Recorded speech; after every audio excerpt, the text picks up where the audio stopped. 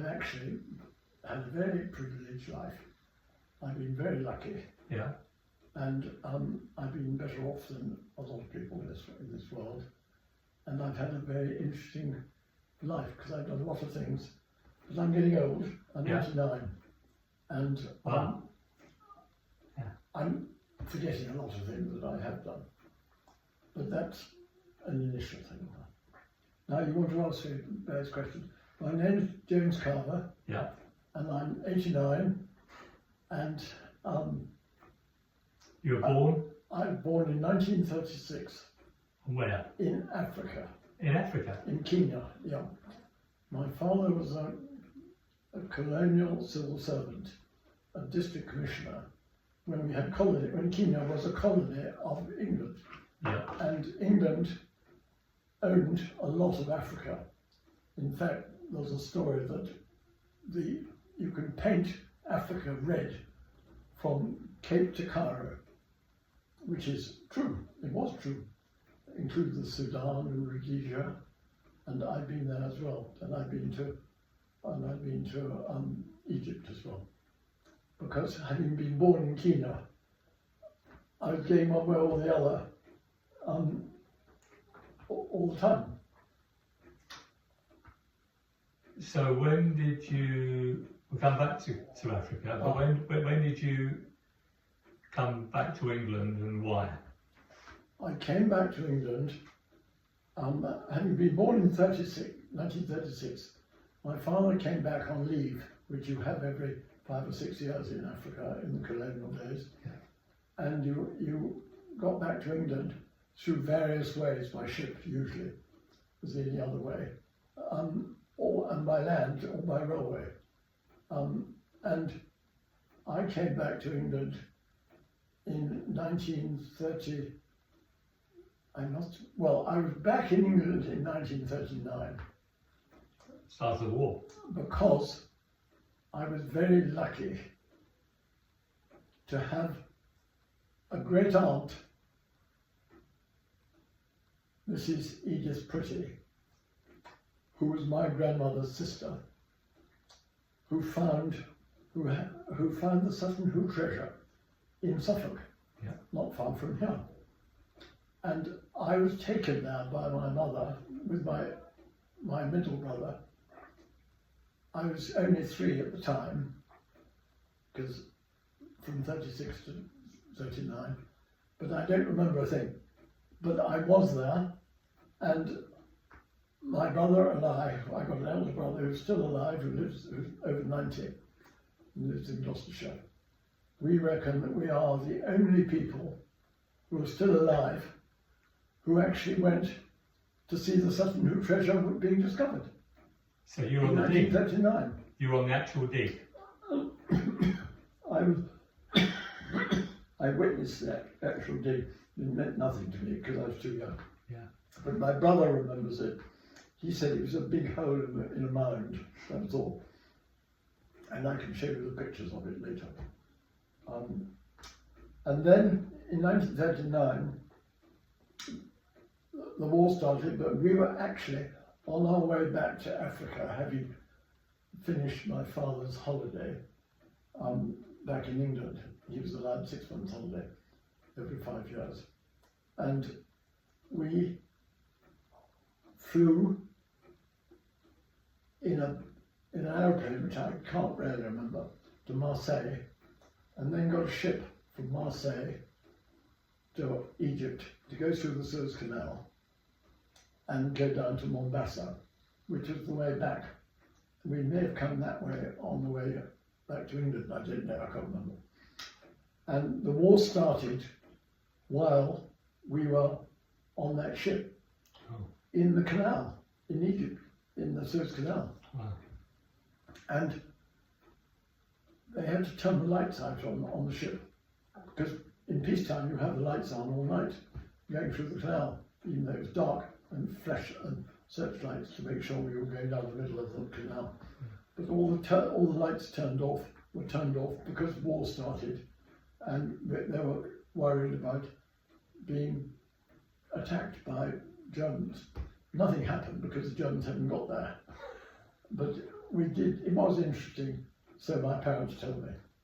And then we went down to Mombasa, and then I went back to Kenya with my parents, and spent the next 5 years in Africa because that was the war.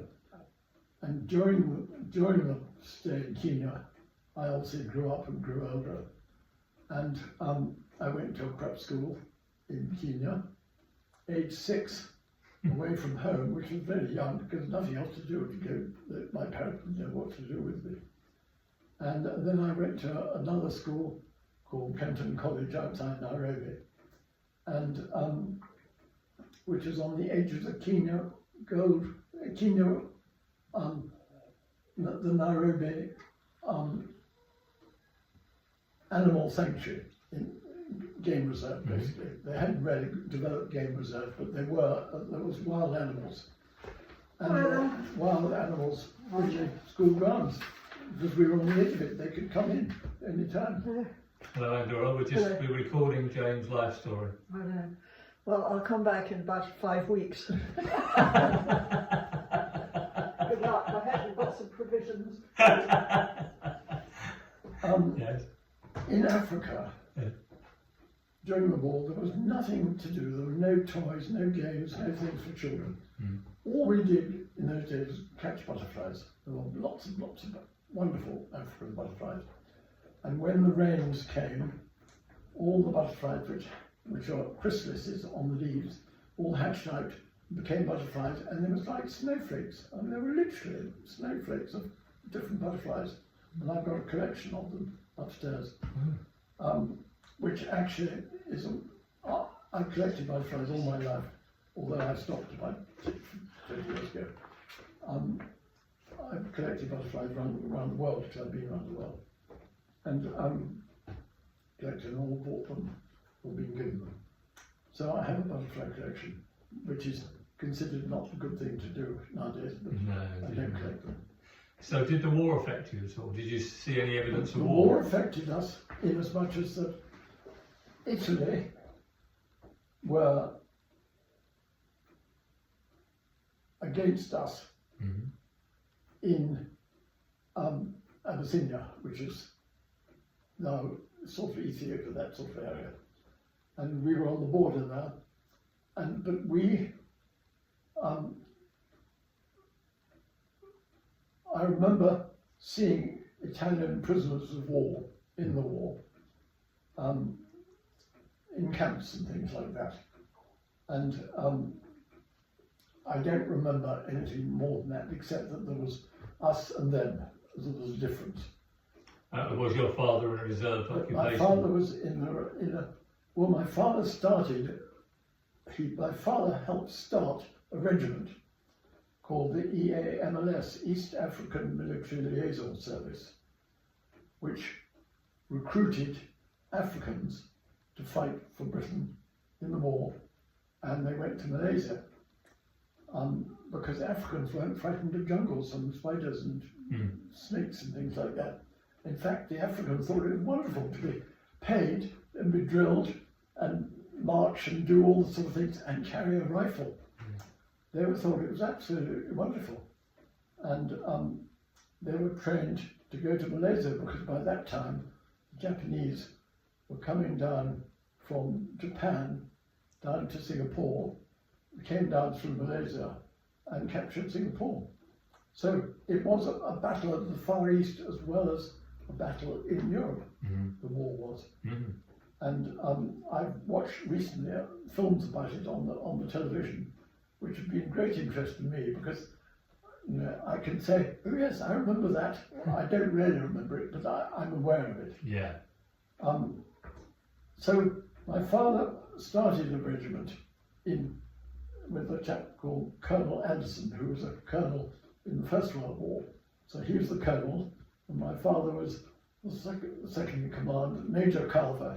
He considered himself, because he didn't have a rank, he gave himself a rank, Major. A bit like Captain Mannering. Exactly. I hope not so pompous as Captain Mannering, but it was that sort of thing. It was very amateur people starting things in the war because they had to. They had to. What else was there about Kenya? Kenya had rationing of food. We had food rationing because it was controlled by the British government, you see. But we had sugar rationing, although we grew tons of sugar, and we had food rationing, and I couldn't understand why we were rationed, because we weren't in the war. We were in the war, we were supplying food and troops for other parts of the empire. for the other part of the empire, for Britain. And I do remember there was they were trying to raise money. And I do remember at Nairobi Airport, which was called Embakasi Airport, as far as I remember, and I was in about 6 or 9, a big bomb, a really big bomb, was laid out on the tarmac near the airport. And we were all invited, all the Brits were invited, and the Africans were invited to come and put a label on it and write a message for Hitler, saying, "Up yours, Hitler," or something like that. And you could buy the label for 10 quid or 10 shillings or whatever it cost. We had shillings, we had shillings, 10 shillings and pounds in Kenya. And you could buy a label, make a rude remark to Hitler because the bomb was going to be dropped on Germany, flown back to Europe and dropped on Germany. Whether it ever got there, we don't know. But it was a money-raising operation and morale-raising operation to give everybody a chance to tell Hitler what they thought of him. Brilliant. Now tell me about how you ended up on a flying boat. Ah, that was later. Oh, sorry, I don't want to interrupt. No. At the end of the war, and after I was about 9 by that time, my father was having another gap because he'd been in Africa for another 5 years. We had to wait until we got back, but we did get a chance to go by train to the north end of Lake Victoria, and Lake Victoria is nearly the size of Ireland. It's a big lake with open water and things like that. And at the top end of Lake Victoria, the Nile flows out down north, not down south, down north, down to Egypt. And there was various ways of getting down to Egypt on the Nile, partly by a boat, paddle steamer, which took you up, which used to go up and down the Nile. But you couldn't go the whole way because they had rapids and they had waterfalls. And there was one big waterfall, which I can't remember its name, but it was 200 feet down, so you couldn't go down there. And you had to go around it by train. And then we did go on a paddle steamer, which was like a sort of ferry, but it did have paddle wheels. And it went down the Nile, and it went down to Sudan, where it went through what they call the Sud. The Sud is an area of marshland in that part of the world, and it had bits of floating marine life, and then floating down, little floating islands would go down the Nile and then move else, and the Nile would change its course through this huge marsh called the Sud, and hence you talk about the Sudan. And sometimes when we went through the Sud, there were some English people on the boat, which the paddle steamer, by the way, burnt wood. So it brought its own wood from Africa and burnt wood to keep the paddles going. But it was very stable. until it had to get round a corner. And if the corner was too tight, it just drove into the bank and then bounced off the bank. And you could see where the bank had been bounced off.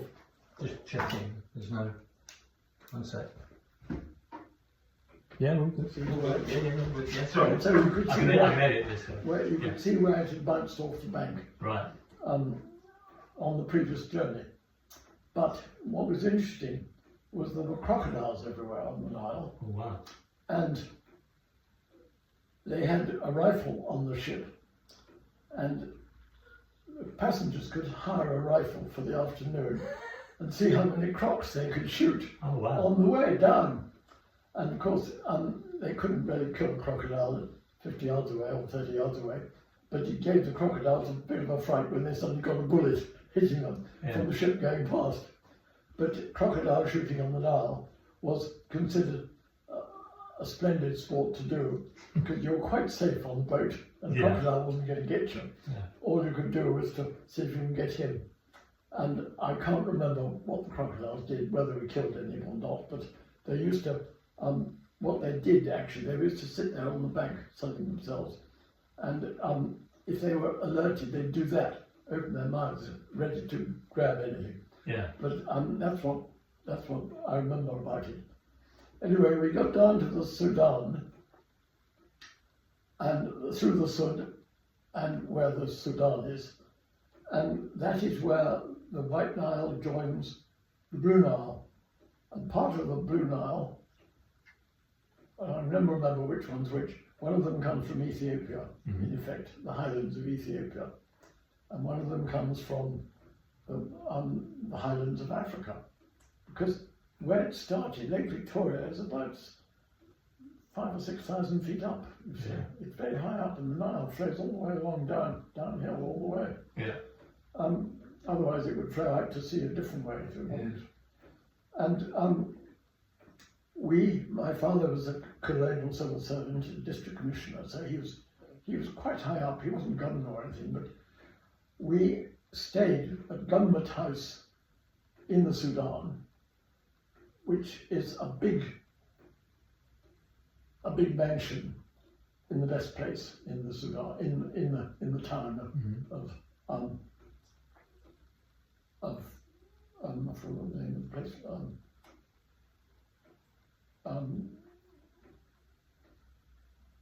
Anyway, where the Niles join. Yeah. And we could see the Nile coming that way and the Nile coming from that way from the top of the house. Oh, brilliant. So we had a brilliant view of it. Yeah. And we had lovely gardens with palm trees and things in the garden.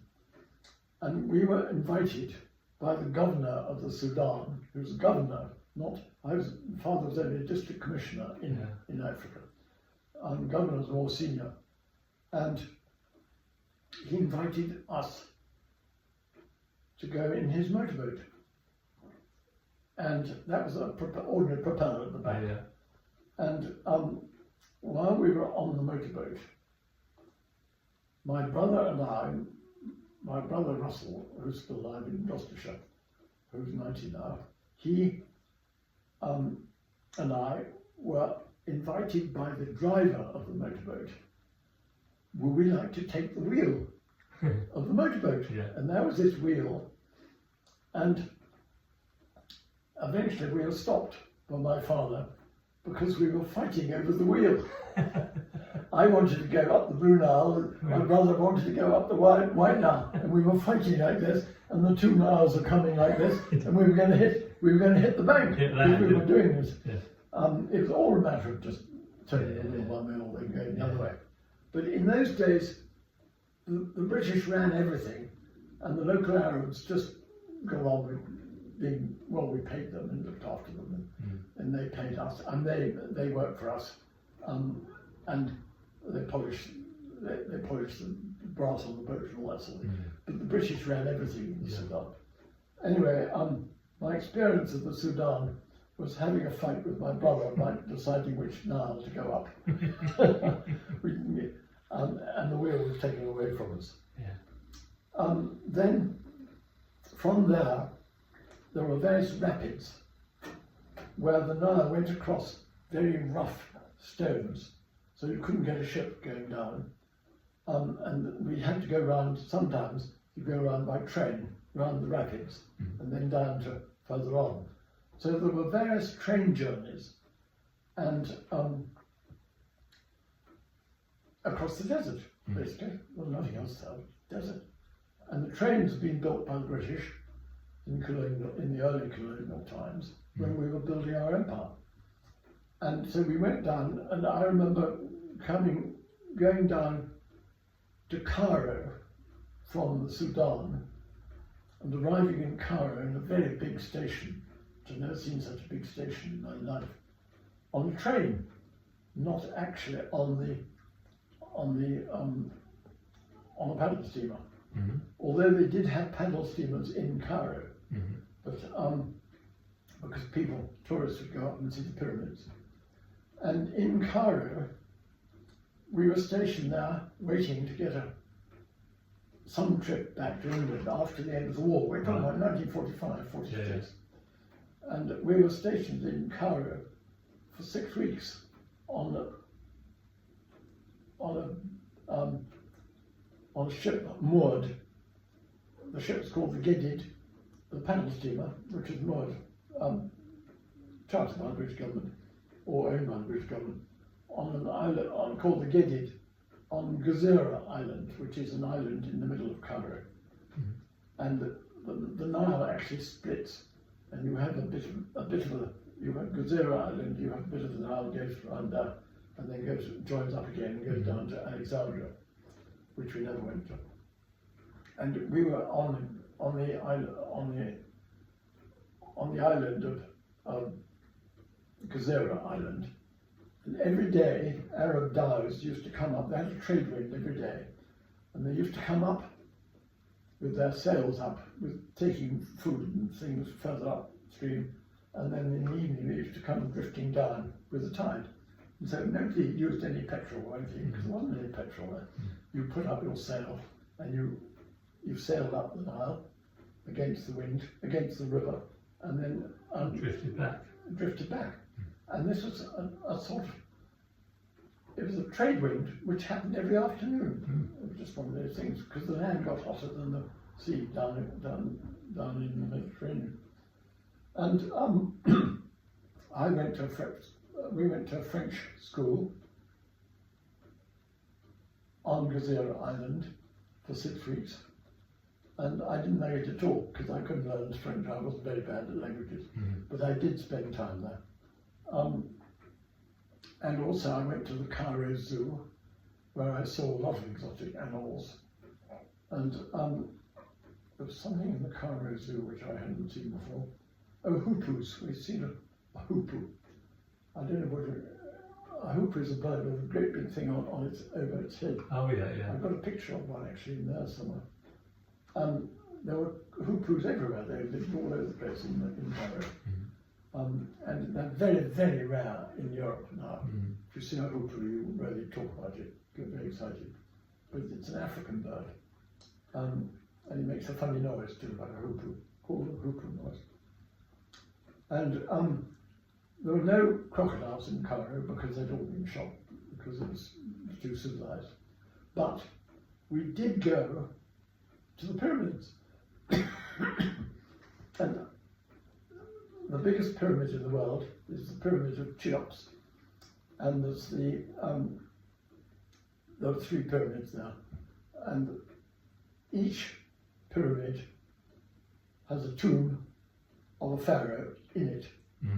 But the tomb had been robbed in the past, raided in the past. But you could still go up there, and there was a hole where they were built, where the tomb was built. They built the pyramid, and then they made a hole, and you could put the pharaoh in and bricked it all up. Tunnel, really, yeah. In a tunnel. Yeah. And he wasn't, the pharaoh wasn't actually at ground level. He was halfway up in the very middle of the pyramid. And there's a great big container place about the size of this room where his grave was, empty. But I'm one of the few people in this village who's actually been inside the pyramids. And we saw the Sphinx, of course, which was this great big lawn Mhm. made out of stone, and they obviously built it because it was a big rock, and they cut it to look like a lawn Yeah. in Egyptian times, Mhm. 3,500 years ago, or whatever it was. Yeah. So we had a very interesting time there. My father was there, and my mother was there.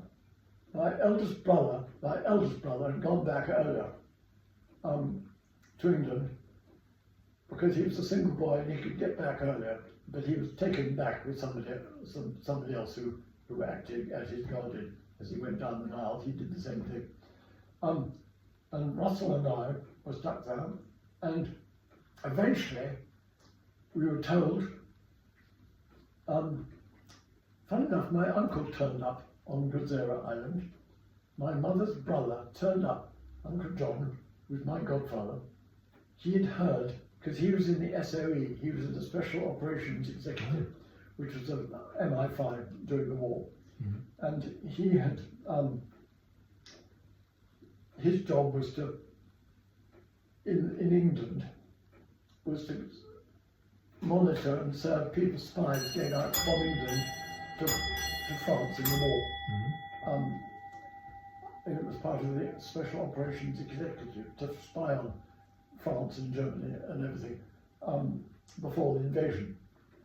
And this is, of course, after the invasion, because the war was ended by that time. We came back, but the Japanese war was still going on. And anyway, my uncle turned up. My mother was absolutely thrilled. She suddenly saw him turned up on the ship. And I said hello. I didn't know who he was because he didn't much need me, but he was my godfather. Oh. Anyway, then a few days later, I think he turned up to tell them that we were actually going back to England. I think. Yeah. I don't know. He knew. A few days later, we were told that we were going to fly back to England on the Sunderland flying boat, which is a 4-engined Big one. anti-submarine flying boat, and it did carry a few people, a few seats, and it had 4 engines, and it took off on the Nile, because the Nile further south of Cairo, just further south towards Alexandria, and it took off. We got on board. We had to go out in a motorboat to it, and we stepped on board. Very exciting for me because I'd never seen a Sunderland flying boat, let alone carrying one, Yeah. a big one.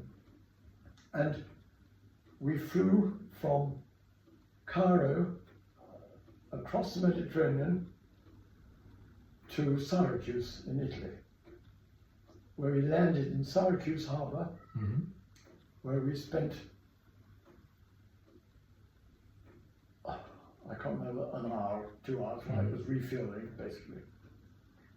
And from Syracuse in Italy, it took off, and we said goodbye to the Mediterranean. I mean, I was sitting in this seat tied up, all plastic seats and things.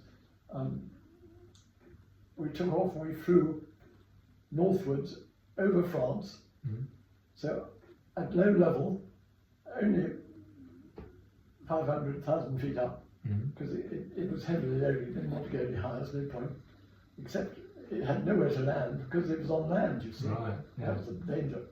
It flew from Syracuse to Poole Harbour and landed in Poole Harbour Oh wow. in the evening. And it took off very early in the How long morning. was it? A matter of hours? Was it? Oh, it was a matter of 5 or 6 hour flight, I think it was. It would have been, because we only went at about 150 miles an hour. It must have been more than that. It must have been 10-hour flight. It seemed an awful long time. It was an awful long way to go. We landed in Poole Harbour in the evening, just as it was getting dark. And I can't remember what time of day, what time of year it was, but it was bloody cold anyway, having been in Cairo. Yeah.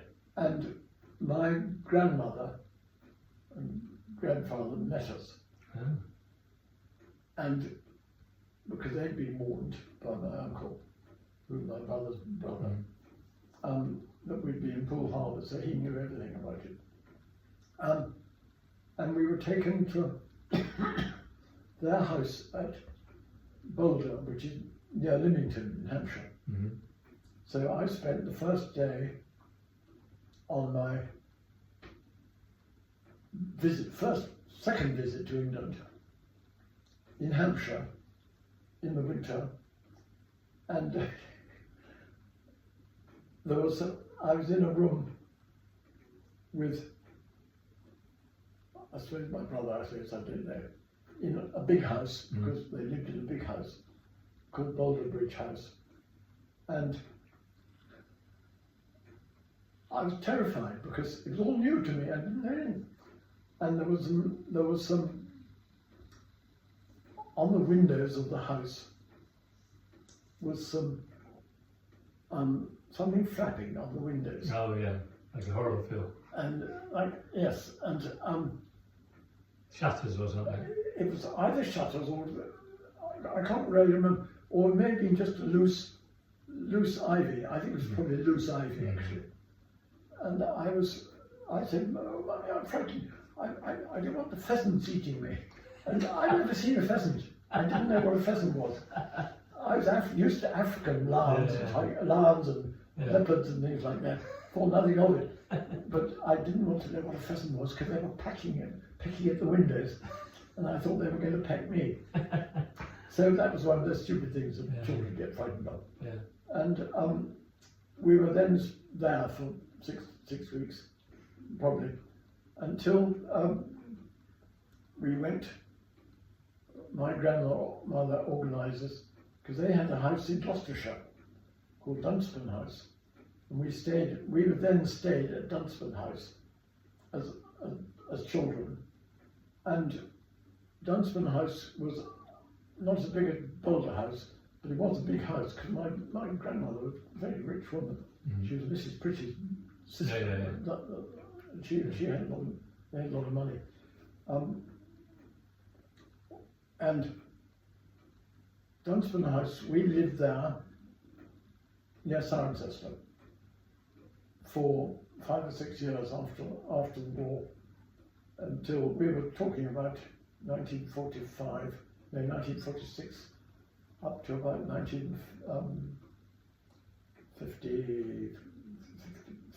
55, 56, I think it was. And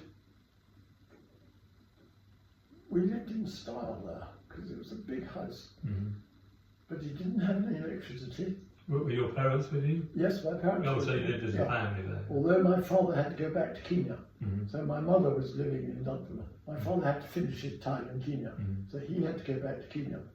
So we were living in Dunspan House with my mother, and it had a big garden and a lovely valley, and it's very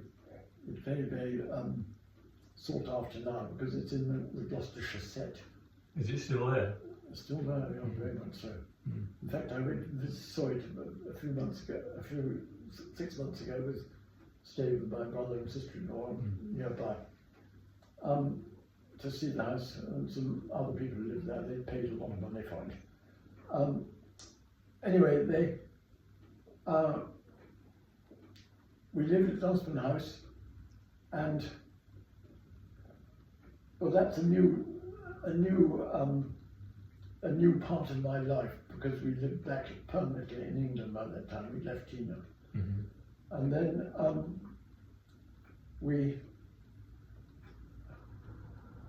I left school in Africa, of course, and I went to a place called Summerfield School, prep school in Hastings, or St Leonard's. Oh, Hastings, you went away, so we had to go from Dunspan House down to Hastings for the beginning of the term, the new term. So you were boarding and then went back for holidays. And boarding at Hastings. And Summerfield was a very nice prep school, and it was a big house. It was a big private estate, sort of miniature estate to have, and turned into a school, and looked out over the channel, and you could see ships going past up the channel. It was very romantic in a way, looking back on it, although I didn't appreciate it at the time because I was at school. I didn't want to be at school. And from Summerfields, I was there for about 4 years, I suppose, 5 years, no, till I was 5 years, till I was 13. And then I went to Eton.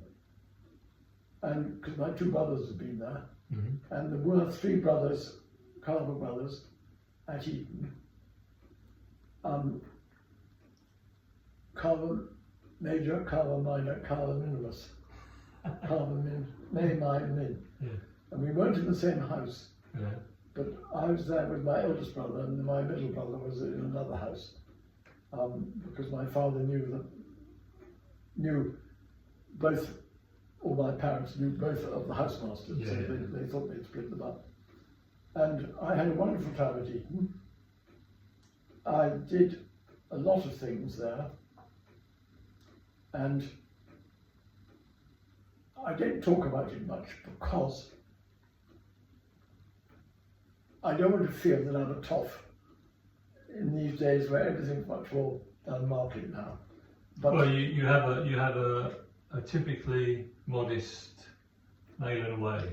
well, exactly. I didn't want to tell everybody that I was at Eton. I was at Eton. I wonder, why aren't you Prime Minister or something? No. Well,